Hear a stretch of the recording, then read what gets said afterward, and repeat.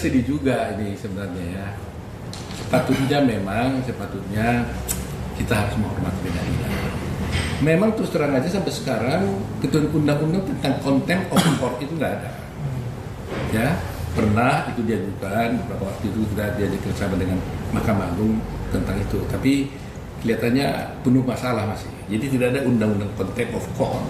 Walaupun orang bisa menuduh apakah ini contempt of court atau tidak. Nah, saya sendiri tidak tahu persis kejadian yang sebenarnya.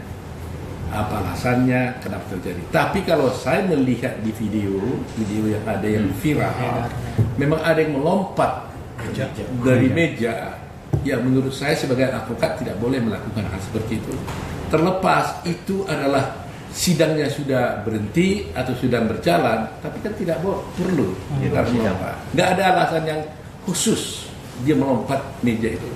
Nah, persoalannya sekarang adalah ini kan organisasi yang seharusnya mengambil tindakan terhadap seperti itu. Apakah itu dianggap melanggar kode etik atau tidak?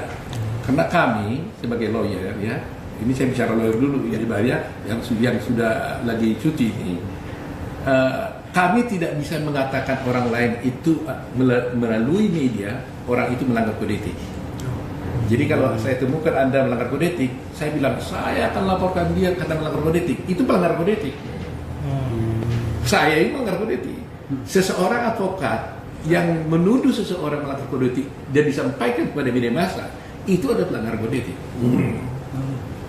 Jadi kalau saya merasa ada orang lain melanggar kode etik, saya nggak lapor kepada wartawan, saya lapor ke Dewan Kehormatan.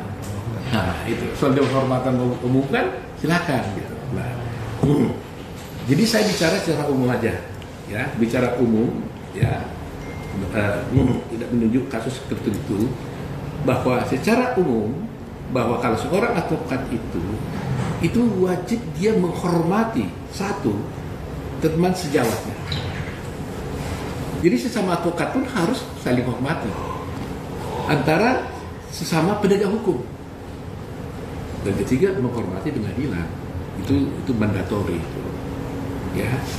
Nah, betapapun kita setuju atau tidak setuju dengan sikap pengadilan, cara pengadilan, ada mengatakan macam-macam pengadilan itu begini-begini, tapi kehormatan itu harus diberikan bukan kepada person-personnya, tapi adalah kepada pengadilan itu sendiri.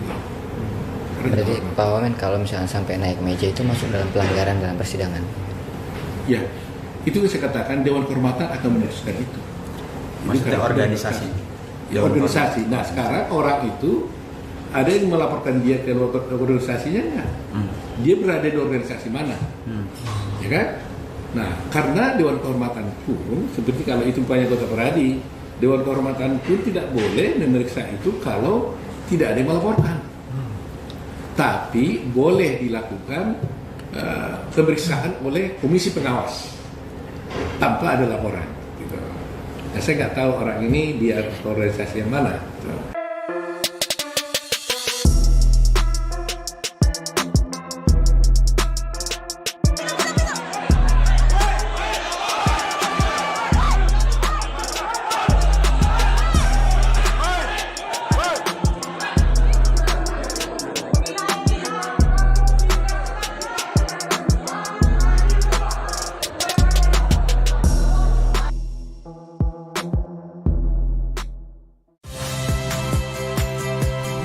Saya Agin Fridianto.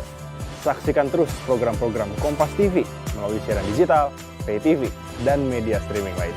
Kompas TV, independen, terpercaya.